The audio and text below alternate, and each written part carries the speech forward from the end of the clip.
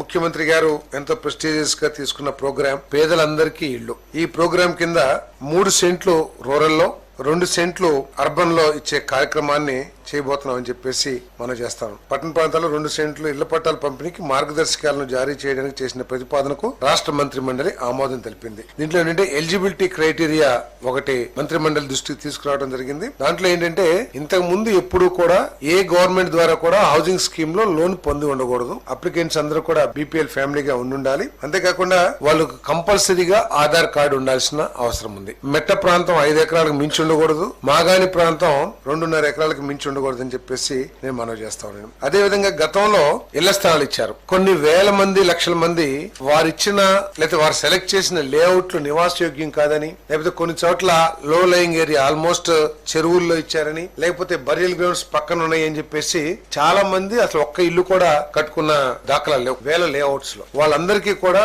ఇంత ముందు ఇచ్చిన ఎలకేషన్ రద్దు చేసి వారికి మళ్ళీ తిరిగి అర్బన్ లో అయితే 2 సెంట్లు, రూరల్ అయితే 3 సెంట్లు. ఎందుకంటే కొంతమందికి నివాసం చోటున్నారు, ఎక్కడో 30-40 కిలోమీటర్ల దూరంలో ఇచ్చారు. సో అటువంటి వాళ్ళందరూ కూడా అక్కడికి వెళ్లి మేము ఇల్లు కట్టుకోలేమని ఏదైతే చెప్పారో అటువంటి వాళ్ళందరికీ కూడా 2 సెంట్లు అర్బన్, 3 సెంట్లు రూరల్ లో ఇవ్వబడుతుందని చెప్పేసి మనం చేస్తాం. అదే విధంగా కొన్ని లేఅవుట్స్ లో ఇల్లు చాలా మంది కట్టారు, కానీ ర్యాండమ్ గా అక్కడక్కడ కొంతమంది ఇల్లు కట్ల, అవన్నీ ఖాళీగా ఉండిపోయినాయి. వాటి మూలంగా దోమలు కానివ్వండి, లేకపోతే డ్రైనేజ్ వాటర్ కానివ్వండి, అవన్నీ నిలబడటం, పక్క ఇళ్ల వాళ్ళకి ఇబ్బందికరంగా ఉండటం, ఆ ల్యాండ్ ఓనర్స్ కి ఏమో ఇంట్రెస్ట్ లేకపోవడం అక్కడ కట్టడానికి, రకరకాల కారణాల మూలంగా అవన్నీ ఉన్నాయి. కాబట్టి ఆ అలాట్మెంట్ క్యాన్సిల్ చేసి మళ్ళీ ఎవరైతే ఇల్లు కట్టుకోవడానికి సుముఖంగా ఉన్నారో వాళ్ళకి తిరిగి అలాట్ చేయబడుతుందని చెప్పేసి కూడా నేను ఈ సందర్భంగా తెలియజేస్తా ఉన్నాను.